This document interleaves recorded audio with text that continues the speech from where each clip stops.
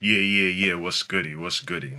It's your boy Passport Rev, and I'm finally gonna do it, man. I'm gonna do it today. I said it's been in the back of my head. Well, actually, it was my homie's roommate that one drunken night in the pandemic streets, uh, he was just like, man, like I heard about how you made such and such, and like got a big check for music, and he was young too, like early 20s. He was just like, man, like you need to tell that story. Like more people need to know about this. And for me, I was like, I've talked about it in a couple interviews or whatever, a couple small podcast interviews and stuff like that. Like I've talked about it. And also too, I guess because a couple reasons. So I just don't really think ab- think about it or like bring it up too much. At least I try not to. Like I said, well, one, it happened, I say about a year ago, and there's always this thing in my head where I'm like, this can't be it. Like, this can't be the peak of my career or like the peak of my success, you know? So, yeah, I'm gonna go all out and tell y'all exactly what happened and how I made my first 40K as an independent artist with no manager, no label, um, just, yeah, hard work, dedication. But nah, so it started with the idea, really Malcolm on Twitter. That was like my most successful, that is my most successful record to date. Um, and the idea that almost didn't come out, this was something that was just like in my head. I had the beat. It's one of my, I made the beat also. And like eventually the song got done, connected with Napoleon the Legend, shout out to him. And I definitely made sure he got his cut. But we got the song done, and then it was out for a little bit, and then I basically that's when I met around the time I met LL Cool J. So met LL Cool J. Y'all could go hear the story about that somewhere on one of my vlogs if y'all want to hear the details of that. But pretty much after meeting him, we were going back and forth on Instagram, and I sent him my album. I believe it was the Fanciest Negro joint, and he was just like showing a little love, double tapping, showing a little love, and I was like, cool, that's what's up. And then when I sent him Malcolm on Twitter, he was like, this is fire. I really love this record. And I'm like, that's what's up. I appreciate it. And in my head, I was just like, man, can you just repost it? You repost the video, you know what I mean? Like, give me some IG love. As a hungry artist that's trying to get my IG following up, that's all I was thinking. I was just like, man, could I get a repost? Like, nah, but I'm gonna play you on the radio. And I was thankful. Don't get me wrong, I was thankful. But when most of the times, I guess, when people say they're gonna play you on the radio, it's like you'll get a couple spins, here and there. Shout out to all the DJs, even a couple spins and any type of awareness that brings to my brand. I appreciate it. But when he said he was gonna play it, I thought it was just gonna be on some like 12 o'clock, some exclusive drop, and like that was it. And I was just trying to catch it. You know what I mean? I was just wanted to record it. I just had these little goals, just like, of course, like I dream big and I do dream big, but I guess as a Capricorn and as a older artist, I still keep things very realistic. Like, like just I'm aiming for the moon, and if I land on the stars, I'm good. But getting played on the radio, and like I just was thinking, all right, couple times being played, cool or whatever. But they kept playing it. They were playing that song. That song got in rotation, and before I know it, a few months went by, and like they were still playing the record. And I'm like, wow, this is like some real independent success.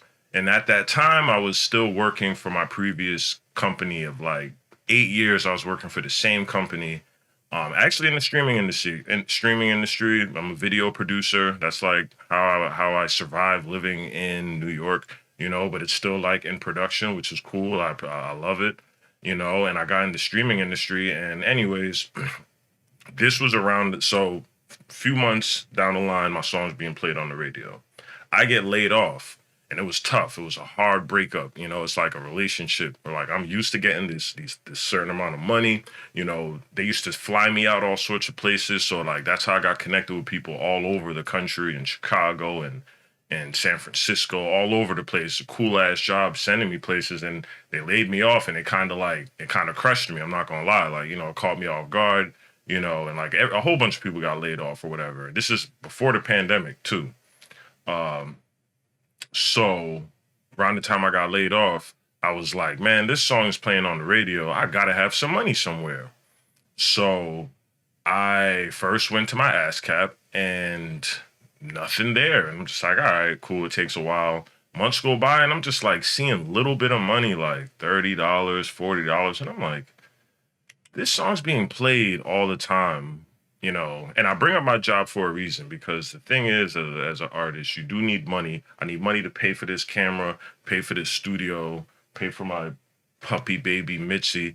You need money, and there's not a lot of money in music, honestly, as an upcoming artist, especially in the streams. Like, you know what I mean? I just had a homie over here, successful artist. Million streams don't even get you that much bread. So it's like there's not a lot of money in the music, which is why it's like you need that job to balance it. And for me, like I need to have that income.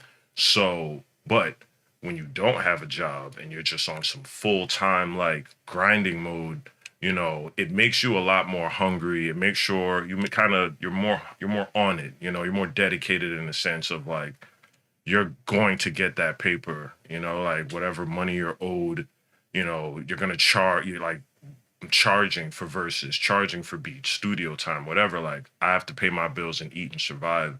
As an artist. So so yeah, it's like so yeah, so I'm sitting here like, man, my song's being played on the radio all the goddamn time. Where's my money?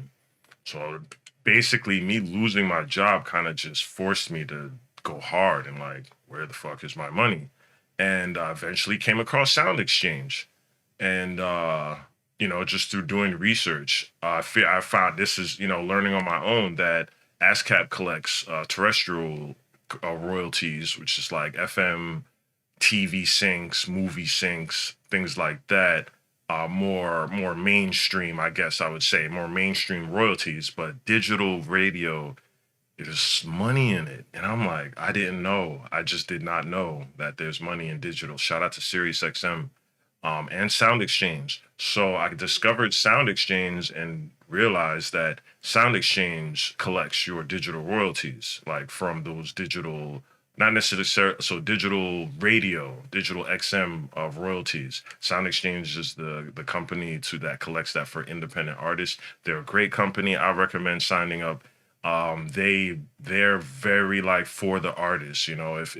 If a check is delayed or anything is happening, they are tweeting. You can. I'm pretty sure they'll respond. They keep their artists like engaged and in touch with like what's going on. I feel like a lot of these companies don't. They just like there's companies out here that just don't care for the artists. You don't hear from them that much, and like it's like they're just a conglomerate and just so big that they don't care for the little guys. But Sound Exchange does, and they collect all the back royalties.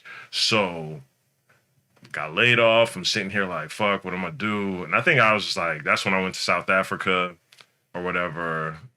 Did I go to South Africa before or after? I don't remember. But anyways, so the moment that I got my first check, I'm laid up with a chick. And mind you, this chick was just like, very toxic, just all sex, just like, but she toxic in the sense of she like didn't believe in me, like didn't believe in Passport Rap at all, like just, oh, you're not famous, what are you rapping for? And you're old and blah, blah, blah. Like that was the type of energy that like she would bring around, but she was a baddie and like, I love sex. So like, we'd have our toxic, sexcapades every once in a while. And I remember waking up this next morning and checking my bank account. And the first check that I received was $15K. And I'm pacing. It's like 7 a.m. I'm pacing in my room, walking back and forth. I'm like, what just happened? Like, did I get scammed? I'm like thinking something's wrong. When you used to poverty, let me tell you. Like, Yo, I'm sitting there like I'm about to get arrested. Like, what the fuck just happened? Why do I have a $15,000 check in my account? Like, where did this come from? And I'm researching and I noticed Sound Exchange, and I'm like, whoa. I'm like, ow, I forgot that I signed up for the website. To be real with you, I forgot that I signed up. You know what I mean? Like, I signed up, registered my songs, completely forgot about it. Couple months went by, and I get my first big check, and yeah, that moment. I was also petty shit too, because I feel like she even asked me, like, yo, can we get breakfast or brunch or something? I didn't tell her how much it was, but she knew by the way I reacted, like something crazy happened. And I was just like, nah, you could be out actually, like, and I'm broke, baby. I'm like, I'm broke, baby. Nah, like, but it is what it is. But yeah, man. And then over the months and basically the whole of last year, I've been collecting checks. Well, for that song, for just the multiple songs that they've supported between that, Black Love, and every song that now Too Close to the TV.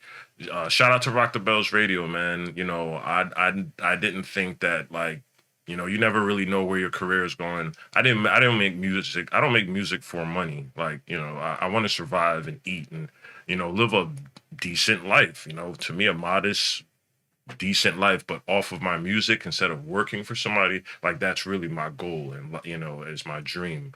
And seeing that bit of success now, again, like 40K throughout, between like streams, Malcolm on Twitter, and the few other songs that got played on the radio, merch sales.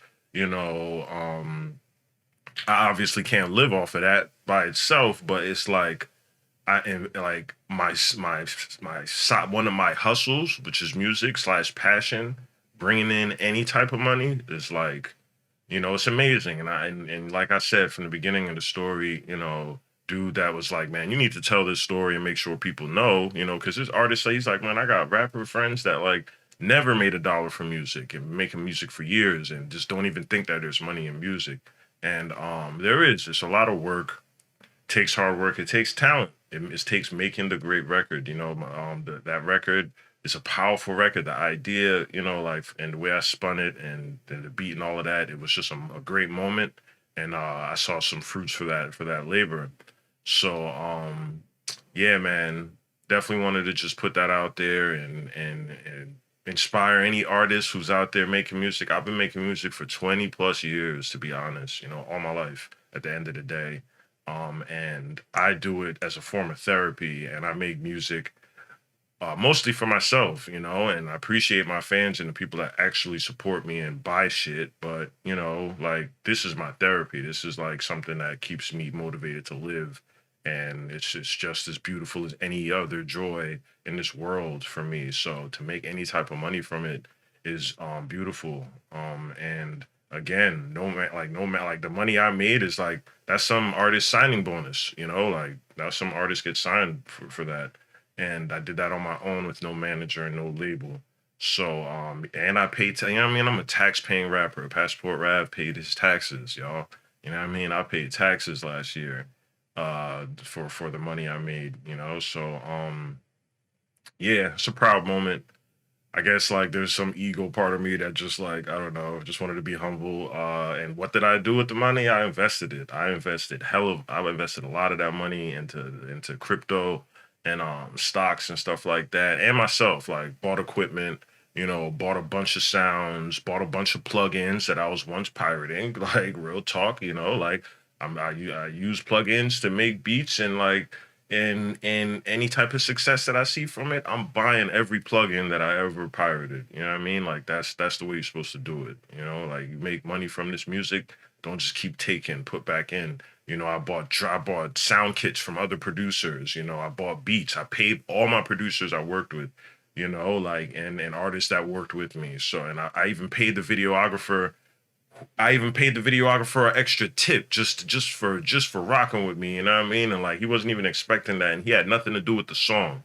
Like I paid the model that was in the video, had nothing to do with the song, but just because like the song was so successful and like I know these people like worked with me for free, I'm just like, yo, here's a little bread, like that I made from this energy, this thing, and I definitely believe in like giving back and giving to the people that work with you, and doing your people right. And and I still gotta take care of myself and pay for everything that I put myself in debt with, but like take care of your people. But yeah, so that's what I did with the bread, and of course I still got it because I'm not a dummy. It's like my little cushion, and I appreciate that. And then the other thing is like, so now more music, like that can't be it. This can't be the end of my story. This can't be like I can't be like 3 years from now I can't be talking about this still like, oh, that's the height of my career. Nah, not even by next year. Like this can't be it. So I'm just glad to get it off my chest, and let y'all know and hopefully inspire somebody to keep going, man. You believe in this music, don't listen to anybody. I make my type of music and I make bread from it. I'm not super famous. I don't got a billion followers. I don't got no label and nothing. And sometimes that shit is disheartening and it breaks me down sometimes where I'm just like, man, I need help. I need this. But like, I did that shit on my own, bro. I mean, I did that shit on my own. So, inspiration for y'all. Appreciate you for listening, tuning in if you made it this far. P for that passport. What does it sound like?